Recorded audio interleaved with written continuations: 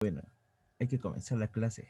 Mientras Ok, más empezamos, mejor hacemos. bueno, pues ahora sí, chicos, muy buenos días.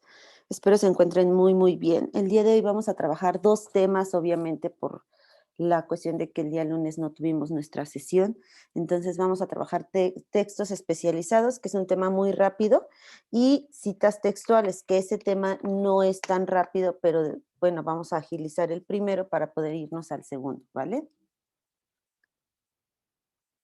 Vamos a pasar aquí. Vamos a iniciar con este primer tema que es la argumentación. La argumentación nos, permítanme,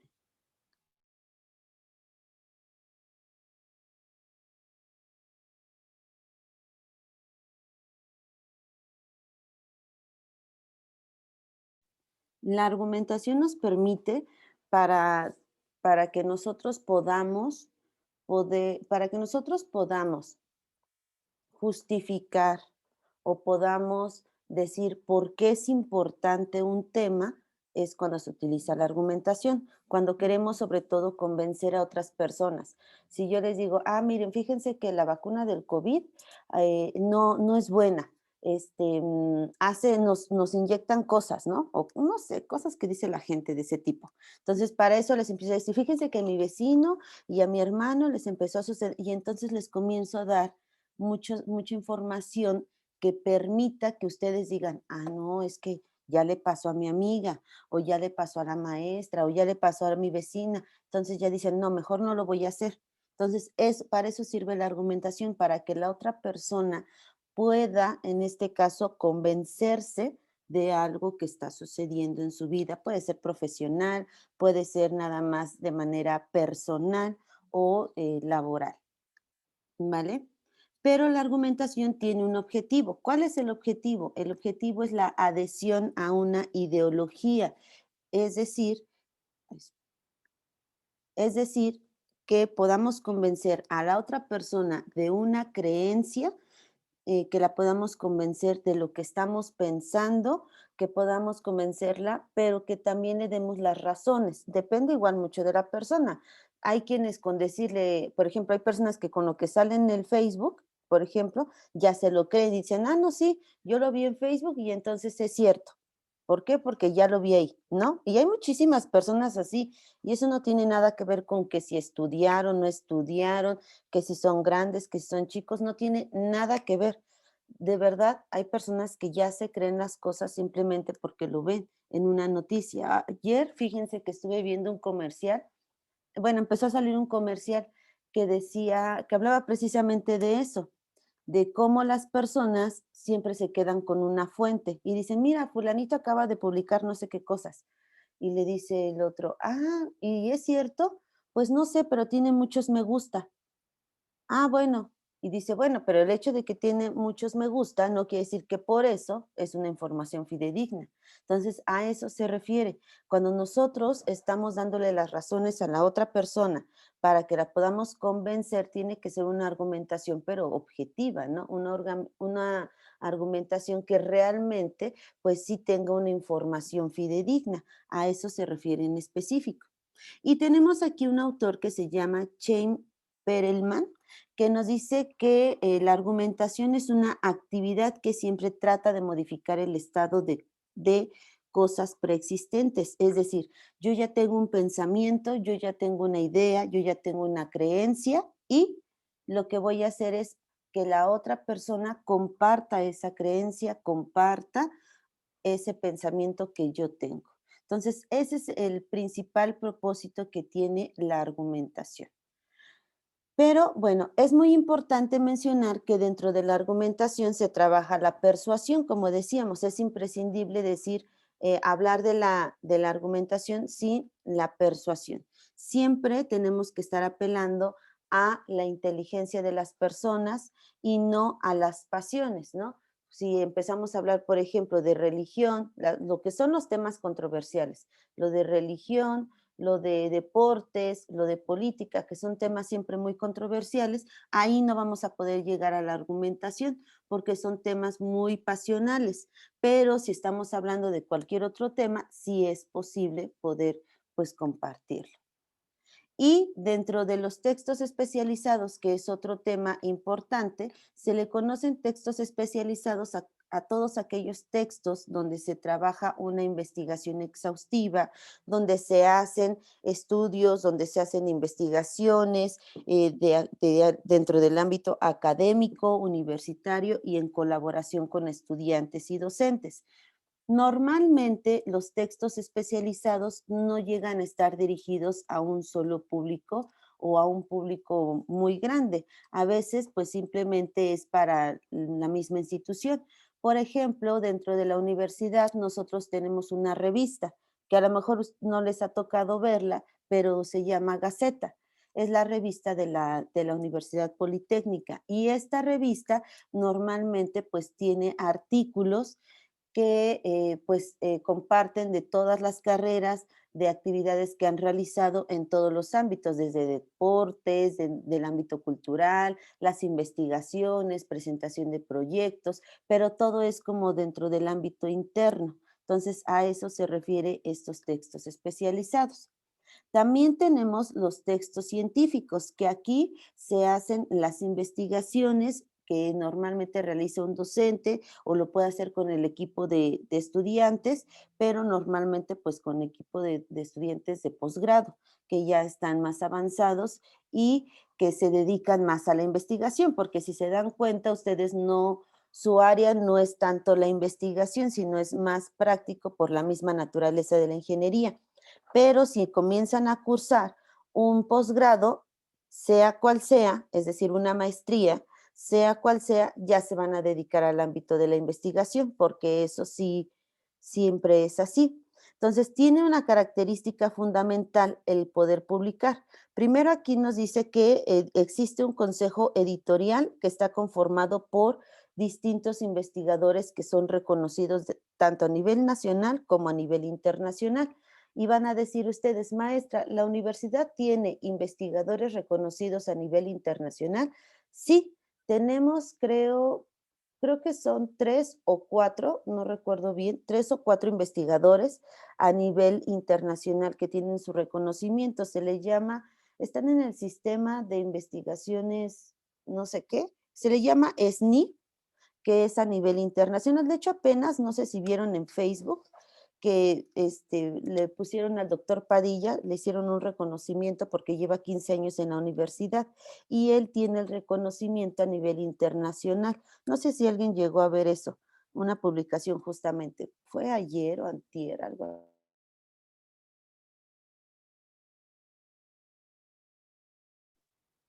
Pero el chiste es de que en la universidad sí existe un consejo editorial de investigadores a nivel internacional y también hay investigadores a nivel nacional. De hecho, en la carrera como tal en sistemas sí existen, ¿vale? Ahora, dice aquí que de todos los artículos que se reciben, pues no todos se van a aceptar, eso es importante. Cuando ustedes presentan un artículo, pues no significa que, ah, ya lo presenté y ya lo van a publicar. Si el artículo primero debe de cumplir con ciertas características y obviamente pues tiene que tener un nivel más avanzado porque cuando se publica tiene que ser el ejemplo para los demás estudiantes. Las hipótesis, al igual que la metodología y los resultados son analizados de manera escrupulosa. Si recuerdan, ustedes están ahorita trabajando con el doctor Carlos Enríquez, que él es igual uno de los investigadores de la universidad, y están en ese proyecto piloto donde están trabajando ese curso de programación, que quiero pensar que les está yendo muy bien o que están entrando todos sin ningún problema. Pero lo importante aquí es que normalmente eso es lo que se hace. Los investigadores trabajan con los mismos estudiantes de la universidad, hacen las pruebas necesarias para ver si está funcionando lo que son los cursos o las pruebas piloto y de ahí ven que pueden adoptar. Solamente así es como nosotros mejoramos los procesos de manera interna. Cuando se trata de ciertas publicaciones filológicas, se acepta que el tema haya sido publicado en congresos o en seminarios. Entonces, pero nosotros no, normalmente los temas de las publicaciones son del ámbito científico o bien del ámbito tecnológico o del ámbito de la ciencia y la innovación, porque como la mayor parte de las carreras son de ingeniería y son los que más hacen publicaciones, por eso es que se enfocan más en esos temas. El contenido de estas publicaciones o que se hacen en las revistas o en los periódicos puede ser consultados también en línea. En nuestro caso, no recuerdo si la Gaceta también está en línea, me parece que sí, pero creo que ya no se ha publicado, si no les decía. Si alguno de ustedes tiene oportunidad, póngala así tal cual, Gaceta UPT, a ver si les llega a salir cuándo fue la última edición que publicaron, ¿vale? Pero bueno, otras universidades también tienen revistas especializadas. La UNAM, el Politécnico Nacional también tienen sus revistas especializadas. Y bueno, existen muchos ejemplos, pero aquí tenemos algunos que les decía, la Revista Mexicana de Ciencias Políticas y Sociales, que es del posgrado de la UNAM, la de antropología, la de filología, la de biodiversidad, la del Colegio de México. Entonces, hay muchas universidades que pues también hacen sus publicaciones, no nada más nosotros, pero les digo que nosotros igual tenemos una. Y bueno, dentro de los periódicos, que es otro tipo de texto especializado, aquí nos dice que los textos periodísticos normalmente contienen géneros literarios que se deben de caracterizar por dos puntos importantes. Uno, su imparcialidad y dos, su capacidad argumentativa, es decir, convencer al lector de que la noticia es cierta o bien es verdadera. Y bueno, dentro de la imparcialidad debe de tener la función primordial que es que puedan expresar la opinión las personas que escriben. Es decir, no significa que la persona que esté escribiendo nada más se va a ir con lo que vio y no va a dar nunca su opinión. Sí puede dar su opinión, pero tiene que mencionarlo de manera pues más explícita. No puede decir, es decir, si ve un choque, no puede hacer la interpretación del choque, sino tiene que decir cómo fue el choque tal cual. Y ya después a lo mejor mencionar alguna parte de lo que ese periodista considera que pudo haber sucedido como una pequeña hipótesis o suposición, pero como tal la noticia no puede contener la suposición completa, porque si no, imagínense, vamos a estar leyendo lo que cada uno interpreta, pues no, no es posible. Y bueno, de ahí es de que existen dos tipos de textos que intervienen en los periódicos, lo que son los géneros informativos, que son los géneros objetivos, y los géneros de opinión, que son los géneros subjetivos. Entonces, ¿cuál es la diferencia entre estos dos? Bueno, en los géneros informativos se cuenta la noticia tal cual es, ¿va? Es decir, el choque nuevamente sucede un choque y tal cual está sucediendo, así se escribe. No se le pone más ni se le pone menos.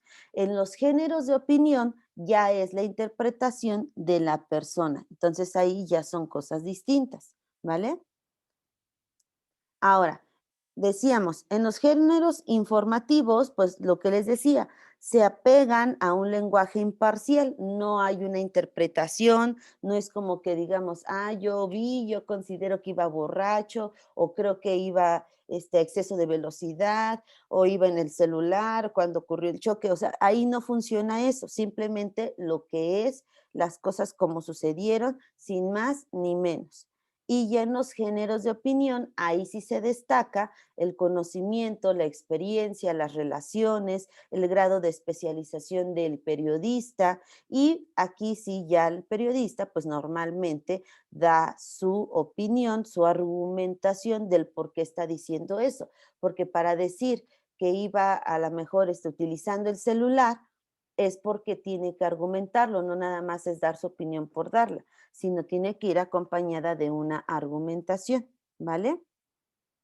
Y bueno, después de aquí pasamos a los textos literarios, que ya hemos platicado en otras ocasiones de ellos, donde nos dice que el escritor normalmente pues trabaja estos textos literarios con base a una estructura en comparación. Y bueno, dentro de los textos literarios tenemos tres tipos o tres géneros, lo que son los textos líricos, los narrativos y los dramáticos. Vamos a ver a qué se refiere cada uno de ellos. Los líricos nos dice que son formas milenarias y se caracterizan porque en ellas el autor interioriza su vida y la exterioriza, pero de una forma muy poética. Entonces, ¿qué es lo que hace aquí el autor? En el lírico lo que hace es compartir sus experiencias, compartir lo que le sucedió para que de esa manera pues lo pueda hacer como una novela, pero lo hace con un sentido dramático o narrativo, es decir, no es tan literal, porque imagínense, si cuento mi vida, van a decir, hay quienes van a decir, no, pues sí está interesante, y hay quienes van a decir, no, está media aburridona. Pero si ya le pongo intensidad, si ya le pongo drama, si ya le pongo pues otras cosas, o inclusive le aumento un poquito, pues ya van a decir, ah, no, ya está más interesante. Entonces aquí ya cambia. Y los textos narrativos, pues su rasgo característico es obviamente que pues el narrador es el que da el énfasis, el punto de vista de lo que se está contando, por ejemplo, en una fábula, en un cuento, ¿sí? Normalmente pues es como el énfasis que se le da a esa narración o a ese cuento. Y en los dramáticos, pues implica el escenario, la actuación de las personas, el cómo la estén interpretando, la precisión del autor, el tono de voz, la vestimenta, porque pues aquí en este género que es más dramático, inclusive se puede hablar de comedia, de tragedia, de entremés, de farsa, entonces ya intervienen más aspectos porque pues es más la actuación. Y después tenemos los textos publicitarios. Los textos publicitarios tienen un único propósito que es vender, nada más. Podemos ver un texto publicitario como un anuncio en la calle, ¿no? Con un espectacular, está vendiendo, un comercial de la tele, está vendiendo, vamos escuchando la radio o vamos en la colectiva o donde sea y sale un comercial de radio, está vendiendo. Entonces, en todo momento estamos siendo bombardeados por la venta y la propaganda. Y normalmente los textos publicitarios se valen de los eslogan, que son esas frases que nos permiten pues recordarlos, ¿no? Por ejemplo, ¿cuál es el eslogan de Sabritas? ¿Quién me dice? Es el que dice a que no puedes comer solo una. Eso. Ujú. Ese es el de Sabritas. A ver, el de, ¿qué otro se acuerda? El del El de, gansito, ¿no? El ajá, el de recuérdame, Gansito. ¿no? El recuérdame. Gansito, recuérdame. ¿Qué otra? El de, ay, creo el de Zucaritas, ¿no? Que dice riquísimas, algo así. El de el de la empresa de Tía Rosa, el que dice que por su rico sabor casero. Ah, Sí. también, también. Perfecto. Entonces, si se dan cuenta, qué tanto nos han impactado los textos publicitarios, que aunque los hayamos escuchado desde niños y como obviamente los seguimos escuchando, pues se quedan en nuestro cerebro, ¿no? Entonces, como son frases muy breves, muy pequeñas, pero son frases que impactan en las personas. Por lo tanto, obviamente, aquí, ¿qué es lo que hacemos? Pues que nos permiten, uno, comprar y dos, recordar todas estas frases para que cuando vayamos a la tienda digamos, ay, quiero un gansito, quiero unas papas y que realmente digamos, es que no, me gustan tanto que no puedo solo con una, ¿no? Y entonces dentro de los textos publicitarios encontramos tres palabras importantes. Por ejemplo, los apellidos, que no son los apellidos que nosotros conocemos normalmente, es decir, no son el de mis apellidos, Barrera Miranda, no funciona así, ¿no? Los apellidos se le considera a el eslogan que tiene una marca. Por ejemplo, tenemos aquí el de, ¿qué dice? Raleigh, el cigarro, ¿no? Bueno, ya no existe, creo, los Raleigh. ¿O sí existe? ¿Sí Sí, los pero conocieron? sí, pero son todavía como que, por lo mismo de que ya casi no se venden, sí son difíciles de encontrar. Sí, ya casi no. Creo que esos ya ni existen. Bueno, sí existen, dices tú. Ujú. Pero bueno, los apellidos es como lo que sigue de la marca, ¿vale? Es como la segunda parte de la marca. Es decir, no el eslogan como tal, pero sí la segunda parte de la marca. El otro que no sé cómo se pronuncia, a ver quién es bueno para el inglés. Highlights. Jenny. ¿ok? Esos nos dice que son párrafos que en los folletos resaltan las virtudes del producto, ¿no? Donde vienen, pues, por qué son buenos o qué traen, que si chocolate o chispas de chocolate. Por ejemplo, normalmente en las galletas que dice con chispas de chocolate cada vez más grandes y no sé qué tanto. Es decir, están resaltando las virtudes del producto a modo de que nosotros, pues, las queramos comprar. Y el siguiente, a ver quién lo pronuncia.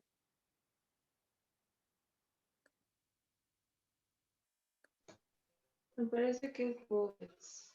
¿Ok? Nos dice que estos son conocidos como las viñetas, que son las líneas que destacan los atributos del producto, pero en una sola palabra, ¿vale? Entonces, en todo anuncio publicitario siempre vamos a encontrar estos 3 términos para que igual nosotros los vayamos considerando. Todo esto obviamente pues lo trabajan mucho en el ámbito de la mercadotecnia, pero pues es importante porque es uno de nuestros temas que son los tipos de textos especializados. Y hasta aquí llegamos con lo que es la primera parte de textos especializados y vamos a pasar con el siguiente que son las citas textuales. Y bueno, tenemos que saber para qué debemos de citar. Una cita textual nos permite evitar el plagio. Esto es muy importante. El plagio es el robo de la información. Y aunque sea una práctica normal, digámoslo así, aunque todo el mundo lo haga, no significa que sea correcto. Es decir, normalmente, ¿qué hacemos? Ah, pues copio y pego, pero no significa que por eso esté bien, porque al final estoy robando la información, el esfuerzo de alguien, que sí obviamente lo compartió, porque esa es la finalidad. El conocimiento, si no lo compartes, no sirve de nada. Tienes que compartirlo siempre, pero lo compartes para que las otras personas aprendan, para que las otras personas puedan comparar su investigación con la de esa persona, no para que lo copien y lo hagan pasar como si fuera propia, porque eso es un robo, ¿vale?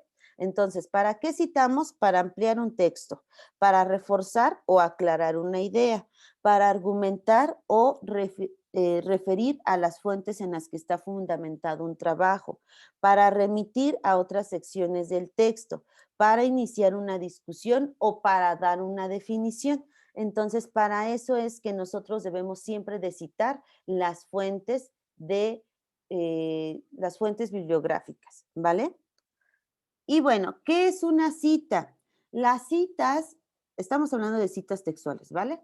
Las citas textuales son ideas, son opiniones, son teorías que tiene una persona o que creó una persona.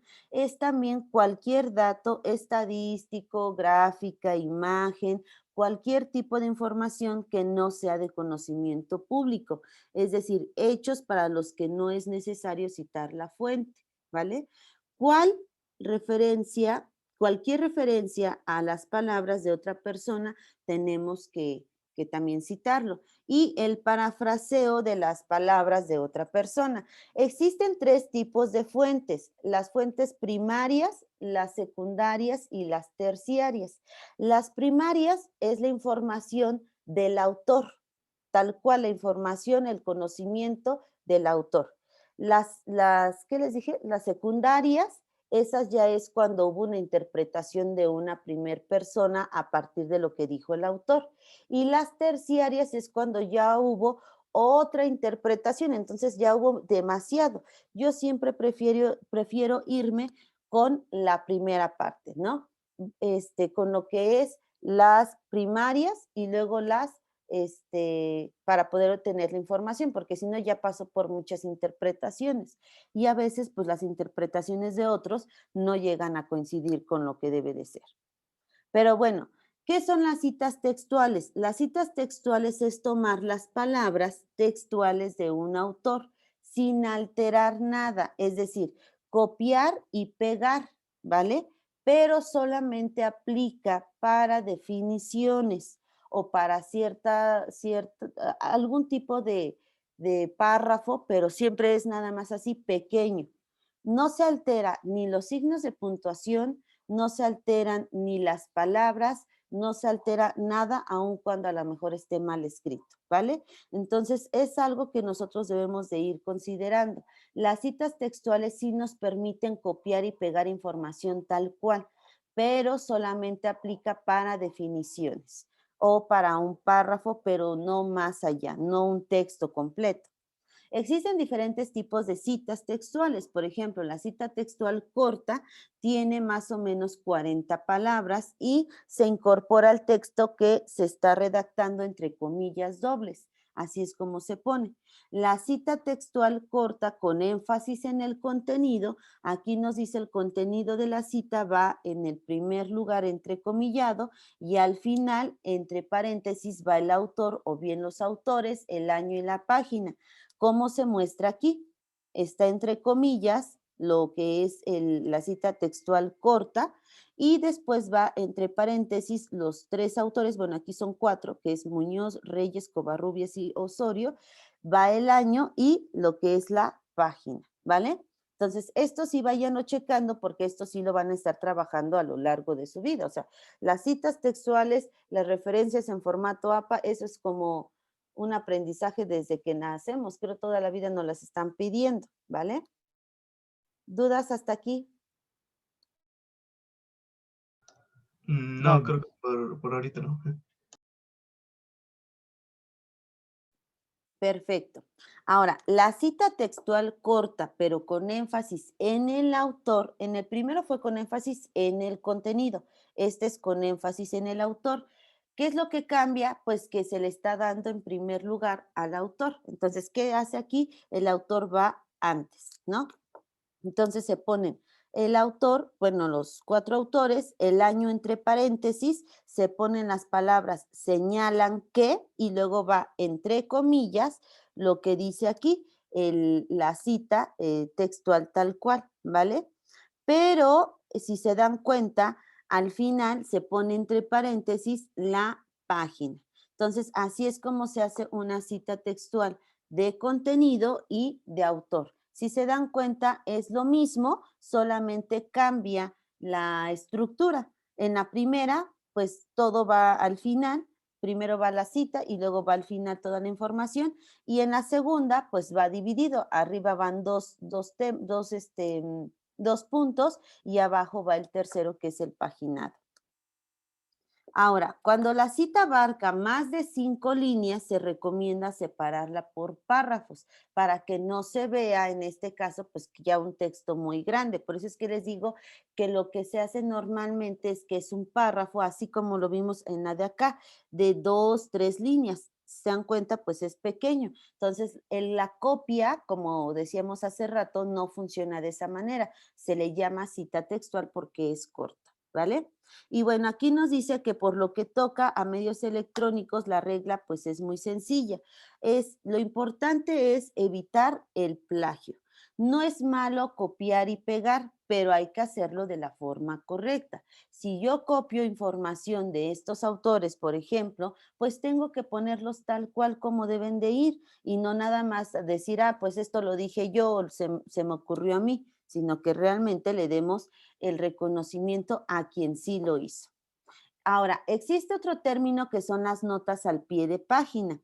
Aquí nos dice que en el aspecto técnico para incluir una referencia al pie de página, pues todos ya sabemos hacerlo, ¿no? Viene una de las opciones en el documento en Word o en PowerPoint, en cualquiera de Office, y abajo se pone pie de página. Pero, ¿qué es lo que va ahí? Ok, se sugiere que en el caso de libros se tome el orden de nombre del autor, título del libro, la página y demás, ¿vale?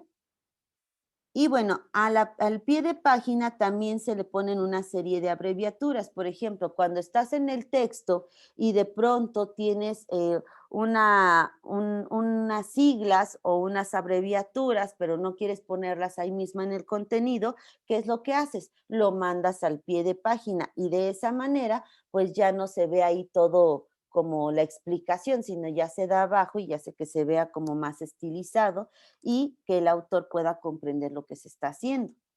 Y después de esto tenemos las referencias electrónicas, que hemos estado trabajando con ellas. Si yo les digo, vamos a ver referencias, las referencias en formato APA, para empezar, formato APA es un tema muy amplio, porque maneja, la verdad, demasiadas ediciones. Si ustedes se ponen a checar, creo ya van en la 7ª edición de formato APA. Entonces, al final todas son similares, no es lo mismo, obviamente, porque sí ha ido modificándose, pero son similares.